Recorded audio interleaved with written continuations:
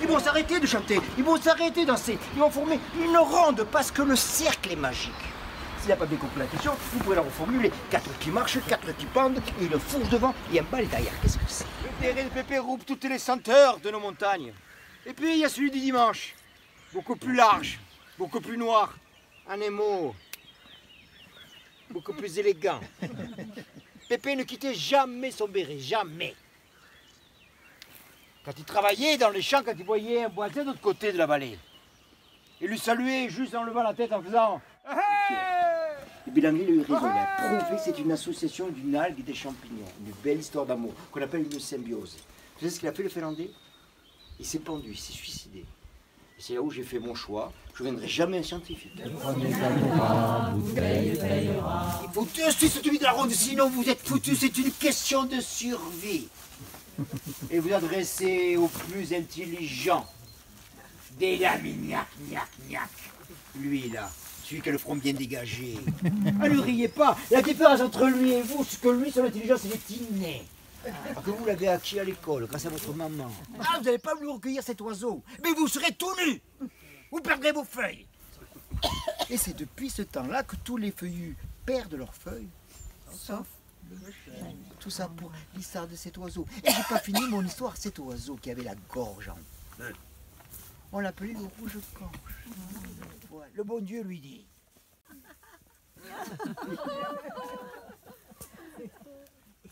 Forgeron, tu grognes comme un ours. Un ours tu seras. Le loup était là qui attendait. Dis-moi l'homme, comment va la blessure que tu m'as faite au front? Guéri, complètement guéri. La peau s'est complètement refermée. Il y a même quelques poils qui reposent dessus. Tu vois l'homme, la blessure que tu m'as faite au corps a cicatrisé. Mais la blessure que tu m'as faite au cœur, quand tu as dit à tes proches que je n'étais pas intelligent, que je sentais mauvais, ne cicatrisera jamais. Et le loup s'est approché de l'homme et l'a dévoré. La blessure provoquée par la parole ne cicatrise jamais. La faux a un tranchant, la parole a 100 tranchants. Votre grand-père, avant d'être comte de toute cette région, il était, mais tu as parlé, nom de Dieu! Il était garçon d'écurie chez mon grand-père. Comment? Mon grand-père, comte de Toulouse, qui a libéré Jérusalem? Garçon d'écurie chez ton grand-père? Mais c'est pas vrai, t'es un menteur! Certes, sire, je suis sûrement un menteur. Mais rappelez-vous ce que tu as dit hier soir dans le salle du château. Le premier qui va vous faire dire c'est pas vrai. Les menteurs, vous ferez votre fille en mariage. Mais ce simple berger, eh bien, il a épousé la princesse. Et quand le comte de Toulouse est mort, il y a eu du comte à son tour. Et ce comte s'appelait la salle. Et depuis, il a occupé la salle, du château. Tout ce que je vous ai raconté, ce n'est que la vérité. À part peut-être toute propre petite chose. Là, c'était l'aéron à long cou. Et il a commencé à fouiller, à farfouiller sous la pierre pour dérober la jolie truite. Mais juste à ce moment-là, deux gendarmes qui arrivent en bicyclette. Hé, vous, vos papiers!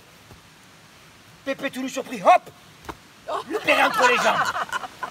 Moi j'avais que 8 ans, mais j'étais aussi rouge qu'un coquelicot. J'étais tout honteux. Les gendarmes sont approchés, ils disent, mais vous n'avez pas honte, à votre âge, de braconner la truite à la main, mais c'est formellement interdit. Pépé leur a dit, le petit Jésus, tout est relais de l'innocence.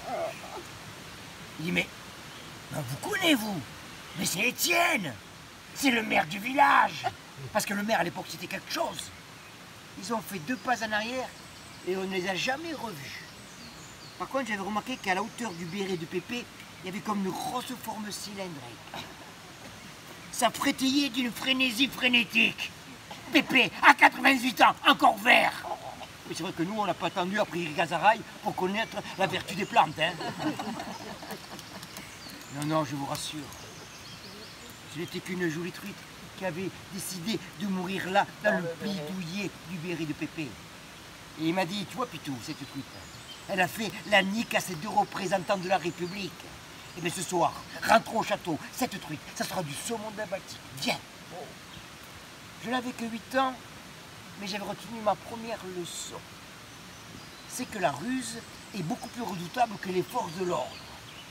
Et secondo, si un jour dans la vie il vous arrive un coup dur, sachez garder votre sang-froid. Avec panache. Je tiens à dire que ça, c'est une histoire vraie. Bon, un peu. Mais le béret et la truite se déshabiller à la rivière, je peux vous dire que j'ai assisté à ça. C'était à mon époque école buissonnière. Oui. Mais là, on ne parle plus de ça. Maintenant, les pêcheurs, ils attrapent une truite, la rejettent à l'eau. Ils appellent ça du loquet. L'arrivée sur la petite départementale de Rimpalo, il a marqué Grama à droite et Rocamadour à gauche. Si au milieu du carrefour, vous voyez un homme habillé tout en noir, avec des gants blancs, un chapeau ridicule sur la tête, des croisillons fluorescents, un sifflet dans la bouche. Écrasez-le, c'est la miniaque. Mais tout simplement, moi, c'est pas si écouter Michael Jackson, c'est la Parkinson. Mais tremblez. Alors, Augustin, il dit, eh ma brave, ça va? Eh non, ça va pas, regarde, ma fille, elle est belle comme le jour. Elle est triste comme les pierres. Est-ce que je ne sais pas ce qu'on peut faire pour elle? Il dit, écoute, je sais pas, ça tombe bien, je vais voir le bon Dieu, peut-être qu'il pourra faire quelque chose pour elle. Le plantain, l'origine du nom plantain, c'est très simple, c'était une princesse qui avait des jambes longues. Et une gouvernante, toute petite, toute ronde. Et cette princesse était, évidemment, comme toutes les princesses, toujours... Ce cavalier, il est trop grand, bon, il s'est mauvais de la bouche, oh, il a un gros nez, oh, il a des grands pieds, enfin, ça n'allait jamais. Elle était capricieuse. Et la gouvernante disait, mais non, c'est pas un bon parti, il est fauché comme les blés. Qu'est-ce que tu veux faire? Tu ne dois pas te marier avec cet homme-là, il est fauché comme les blés. Jusqu'au jour où est arrivé un Anglais. Différence franche entre le corps et la queue. Vous avez un corps qui va s'affiner progressivement jusqu'à avoir une queue, voilà, tout simplement. Alors que sur la vipère, on va avoir un rétrécissement brusque et une petite queue courte. Alors évidemment, le plus facile et le moins indiscutable, c'est la forme de la pupille. Non. Non, vraiment, une vipère qui tombe à l'eau, elle est vulnérable. Les truites le savent, moi je l'ai vu pour faire du canyon. Quand vraiment une vipère, le malheur de tomber d'en haut et tombe dans la falaise, les trucs comme ça, elle te noie la vipère. La vipère, alors que la couleuvre, elle est à l'aise. Hein. La couleuvre vipérine, en fait, va chasser des petits poissons, c'est son habitat, vraiment. Elle va profiter de l'eau, la vipère, elle va être sur des terrains très secs. Ce qui limite la couleuvre par rapport aux altitudes. On ne la trouve pas en montagne, la couleuvre, parce qu'il fait trop froid et ça a une incidence sur les œufs. Mais tu vois, c'est ce que j'avais trouvé des petits œufs blancs. Non, elle est petite là. Comment j'attrape une truite? Ça m'avance bien, je sais pas quoi, à part la dans l'eau. Dès que vous sentez quelque chose qui frétille, qui est froid et qui vous dit qu'est-ce que tu fais là, vous mettez la main, vous la grippez, vous la caressez tranquillement avec le petit bois. Elle vient. Par contre, il faut connaître son point G. Hein, parce que et une fois que vous avez repéré son point G, elle vient tranquillement pour la sortir. Mais de toute façon, ça ne crée rien. Un serpent dans l'eau, au fond de l'eau, vous risquez rien. Sur mon clavier, j'avais du mal à brosser mon bout de bois. Très fort, dit le roi. Vraiment? Très fort. Vraiment? Qui est le plus beau? Qui est le plus fort? Qui est le roi des oiseaux? Et ce moment-là, le plus fort, c'est moi. Mais qui tu toi? Moi, je sais pas, j'ai pas de nom. On m'appelle le Piaf. Mais j'étais caché au-dessus de ta tête. Donc j'étais j'étais au-dessus de toi. Donc c'est moi le roi des oiseaux. Je me dis, mais comment on va l'appeler ce Piaf? Il n'a pas de nom. Et ils ont trouvé le surnom de Roitelet. Ce qu'il faut retenir dans cette histoire, c'est que la ruse est beaucoup plus redoutable que la force.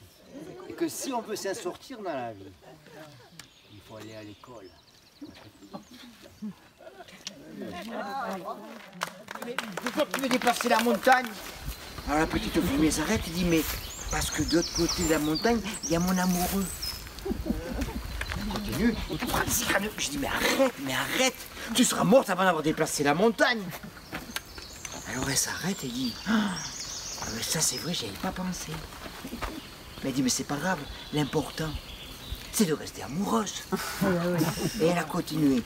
Et moi, Il a fallu attendre d'avoir 59 ans pour savoir que l'amour pouvait déplacer des montagnes. Tout ça pour dire qu'il n'est jamais trop tard.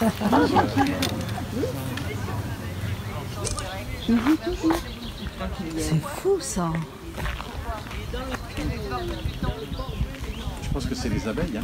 Elles ont vraiment un essaim et elles font du miel. Là. Ça ressemble à ça, oui. Elles font du miel.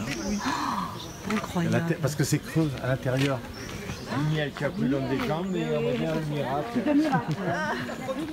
Je suis utile sur Terre. C'est de si belles fraises, c'est de si belles tomates, c'est grâce à moi. Je ne veux pas savoir, tu sens mauvais tout le temps. Et puis il arrive un jardinier, il voit la pomme et dit « Oh, qu'est-ce qu'elle est jolie cette pomme. Qu'elle a l'air fruitée. Qu'elle a l'air sucrée. » Il approche la pomme près de la bouche et crac, il mord dans la pomme. Et on attend la crotte qui dit à la pomme « À tout à l'heure !»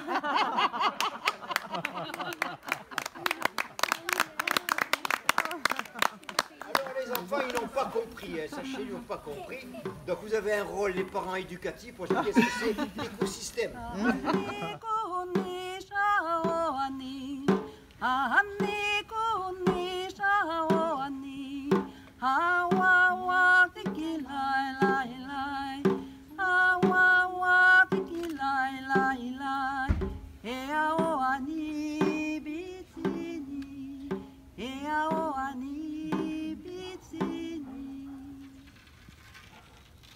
Mais voilà qu'un soir d'été, un des jeunes frères ne revient pas au campement. La jeune sœur, nuage d'argent, commence à s'inquiéter. Heureux. Moi, je dis heureux, je viens me séparer de ma copine. J'ai un copain qui devait me venir me rejoindre pour faire un sommet, il m'avait lâché. Et je dis heureux, non, je suis pas très heureux. Il me dit, vous n'êtes pas heureux. Vous me faites penser à un poisson qui dit je meurs de soif. C'est tout bête cette phrase. Hein. Après j'ai fait mon sommet, je suis monté à 6100 mètres d'altitude. Et quand je suis pris dans l'avion, au lieu de penser à l'ascension au sommet du rêve d'un alpiniste, j'avais que cette parole dans la tête. À ce mois, le Tibétain qui m'a dit vous me faites penser à un poisson qui dit je meurs de soif. Et je me suis rendu compte que les mots étaient plus forts que la performance physique. Et c'est ce qui a fait de moi un conteur. Alors j'ai fait du théâtre, j'ai fait un peu beaucoup de choses, mais je me suis sûr que par contre mon truc c'était le conte. Parce que mon grand-père il tenait un café. Alors quand j'étais petit, je me promenais dans ce café en montagne, je suis pyrénéen. Et donc je me suis percé des accents, je me suis percé plein de choses et tout ça c'est revenu en surface. Voilà, mais à 40 ans. C'était le moment. Tout, hein. C'était le moment. Chéris ta femme comme tu chéris ton feu. Les Pyrénées avant c'était aussi plat que la Belgique, aussi plat que les Pays-Bas, il n'y avait pas de montagne. Par contre, au nord de ce pays, il y avait la forêt noire, avec des bêtes féroces, avec des loups, avec des lynx, avec des ours. Et au sud de ce pays, il y avait déjà Vino Tinto, Tapas, Colchita, Espagne. Il y avait déjà ça. Vous êtes mal barrés. Allez, on continue.